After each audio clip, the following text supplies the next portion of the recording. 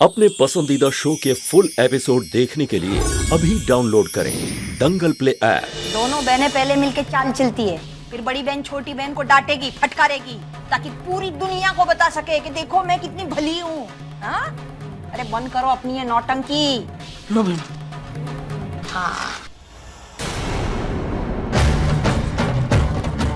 क्या तेरे मन में तो मोतीचूर के लड्डू फूट रहे होंगे, है ना?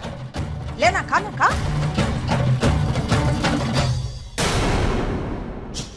तू लेगी? ले। इतनी बड़ी खुशखबरी तेरे बगल में है ना, एक काम कर, अभी पूरे गांव में जाके खबर बता दे और साथ में मिठाई भी लेते जाना। खबर ऐसे ही थोड़ी सुनाते हैं, मिठाई भी साथ में लेके जाते हैं। अब तक तो ये खबर आग की तरह गांव में फैल गई होगी। एक काम करना, अभी आगे आगे ये चलेगी, पीछे पीछे तू। हाँ, साथ में मिठाई लेना। हमारी संतुड़ी पूरे गांव को ये खुशखबरी सुनाएगी, है ना?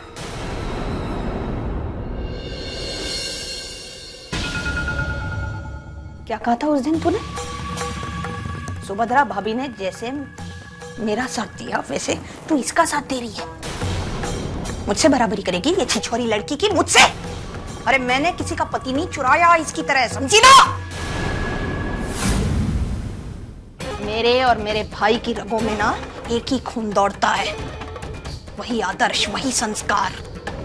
बहुत बड़ा घर है हमारा, बहुत बड़ा घर। हमारे माँ बाप ने हमें अच्छे अच्छे संस्कार, आदर्श दिए हैं। तेरे बुढ़े नाना की तरह नहीं है। और जो भी इन आदर्श और संस्कार को तोड़ता है ना, हम उसे दंड देते हैं, फिर वो कोई भी हो। मेरे बेटे ने पाप किया तो मैंने उसे मृत्यु दंड दिया था। मेरी बराबरी करती है ना हमेशा। चल चल तो फिर आज तेरे इस बहन ने भी पाप किया है। मारेगी इसे तू? चल मार इसे, मार, अभी क्या, अभी मार दे। मालिक मालिक करके घूमती रहती है ना आजू बाजू में मेरे भाई के, उसी मालिक के मान की धज्जियां उड़ाई है आज इस लड़की ने। मार इसे, चल मार। पूरे धर्मपुर के सामने मेरे भाई के मुंह पे काली पोत दी इसने, चल मार इसे। नहीं मार सकती ना? नहीं मार सकती तू? ये ले, तू मिठाई बांट, यही तेरे लिए ठीक है। और एक काम करना, जब खुशखबरी सुनाने जाएगी ना तो मिठाई के साथ साथ थाल भी बजाते हैं, सारी बाजें हमारे यहाँ। और तुझे तो पता ही है थाल कैसे बजाया जाता है। बजाते बजाते आई थी ना मोर्चा लेके उस दिन, बस उस दिन जैसे बजाया था ना उससे भी जोर जोर से बजाना। कैसे बजाएगी? ऐसे बजाना, ऐसे।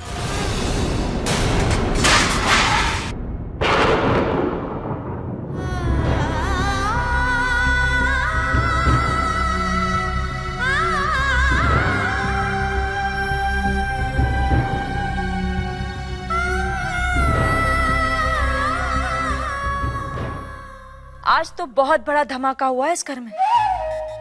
काश मैं वहां होती, उन सब के चेहरे का उड़ा हुआ रंग देखने के लिए।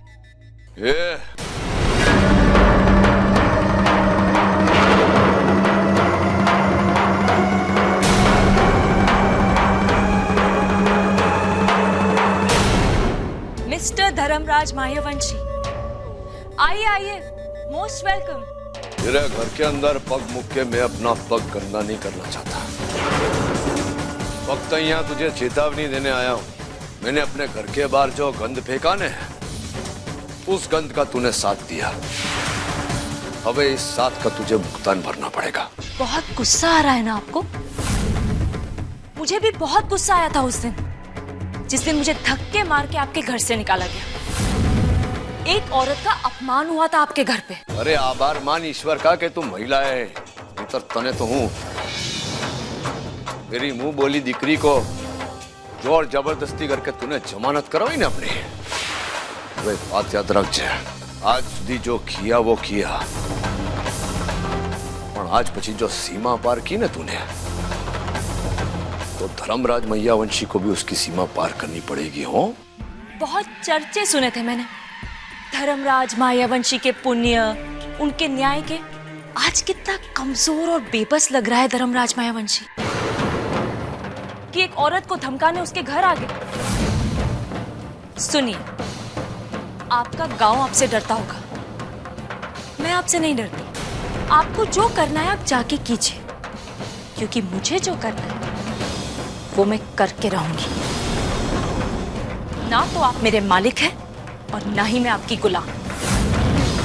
उस संतू ने मुझसे मेरी खुशियां छीनी थी, तो मैं उससे उसका सब कुछ छीन लूंगी। जाकर कह दीजिएगा आपकी उस गुलाम पत्नी से। मेरी धर्म पत्नी के विषय में कुछ बोलती नहीं हो? उन्हें बोलना तो दूर, वो बाजू आंख उठा के भी मत देखना। मुझे कोई शौक नहीं है आपकी पत्नी के बारे में बात करके अपना टाइम वेस्ट करने का। और दूसरी बात, जिसे आंख उठाकर देखने के लिए मैं उस घर में आई थी ना, वो मेरी चौखट पे खड़ा है, कमजोर और लाचार। मुझे ऐसे आदमी की जरूरत नहीं है।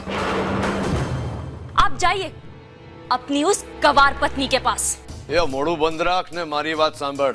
जिस महिला की तू निंदा कर रही है ना, तो उसके पग की धूल भी नहीं। बाजार की वेश्या होती है ना, उसके कलेजे में भी ममता होती है। वो अपने संतान के लिए अपना जीवन दांव पे लगाती है, पर तू अपनी स्वार्थ के लिए तूने एक शिशु का जीवन दांव पे लगाया। उसकी आड़ लेकर अपना स्वार्थ पूरा करना चाहिए है तू। बस धर्मराज मायावंशी, आप मेरी चौखट पर खड़े होकर मुझे। हाँ, समझो समझो। आज तो तेरे घर के चौखट पे खड़ा हूं, पर जो 15 दिवस में न्यायालय में खड़ी होगी तू। अने वहां जो न्याय होगा वो तो होगा, पर जब धर्मराज मायावंशी तेरे साथ न्याय करेगा ने, तो पछी जोजे तू।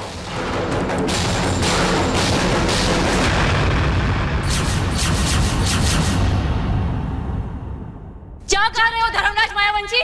मेरा जवाब सुन के जाओ। बहुत बड़ी गाली दी है तुमने मुझे एक वेश्या कहकर, वो भी उस संतू के लिए ना। तो ठीक है, अब देखना मैं संतू का क्या हाल करती हूँ। उसका चेहरा तो क्या, नाम तक भूल जाओगे तुम। तुमने मुझे बाजारू कहा ना, तो ठीक है, अब ये बाजारू औरत तुम्हारे हर रिश्ते का काल बनेगी। विशाल को 10 साल दूर रखा था मैंने तुमसे, अब जिंदगी भर की छीन लूंगी मैं। मेघा मेरा का असली रंग तो तुम अब देखोगे धर्मराज मायावंशी। बहुत पछताओगे तुम। सुना तुमने? बहुत पछताओगे तुम।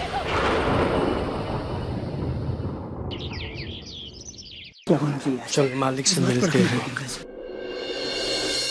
जय श्री कृष्णा मेनबा। अरे आप लोग यहाँ? मालिक से मिलने आए मेनबा। मालिक की जय हो। बोलो। मालिक, आपका जमाई रहा सारंग। वो हमारे घर का जमाई नहीं है। माफ करना मालिक, सारंग कल हमारे पास आया था और विनती कर रहा था कि उसको उसका बच्चा चाहिए। अब इस बात का निर्णय तो पंचायत को करना ही होगा। मालिक, आप तो इस गांव के मुखिया हैं, निर्णय तो आप ही का होगा। तो ये एक बार उसकी बात तो सुननी होगी। ये बाबत में जो निर्णय लेना था मैं ले चुका हूँ, अब आगे कोई बात नहीं करनी। छोटा मुंह बड़ी बात बोल रहा हूँ। मूंगी वो बच्चा नहीं चाहती है। अब बच्चे को मारने से अच्छा है कि उसे उस लड़के के हवाले कर दिया जाए। कोई दिवस ना आपू, वो होने वाला बच्चा मायावंशी परिवार का सदस्य है। आप बरसों से इस धर्मपुर के मुखिया हैं। आज तक आपने सबके साथ उचित निर्णय किया है, चाहे वो गांव वाला हो या आपके घर का सदस्य। आपकी न्याय की पूजा करता है पूरा धर्मपुर। पंचों को आप पर भरोसा है, आप जो भी निर्णय लेंगे वो सबके हित में होगा। हाँ, मैं भी यही चाहता हूँ कि ऐसा निर्णय हो कि ऐसी हरकत करने से पहले सबकी आत्मा कांप जाए।